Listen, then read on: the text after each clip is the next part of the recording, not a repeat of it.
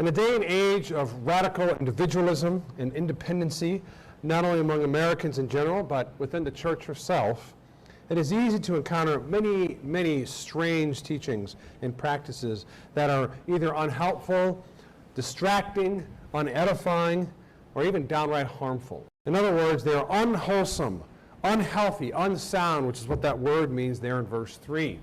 We went over that last week when I preached more of the negative part, that we should not consent to unwholesome words, unsound words, being obsessed with disputes and over words instead of substance in verse 4. Because of that, I thought it good to go over the wholesome truths that we ought to endorse and embrace, and practices as well, and what that looks like. To that end, I want to point out that Paul, I think we know, was not only concerned about teaching doctrine only, but because, of course, he was dealing with troublesome false teachers, and Timothy is a pastor, and he's supposed to stop that, but also wholesome practices in the church of God.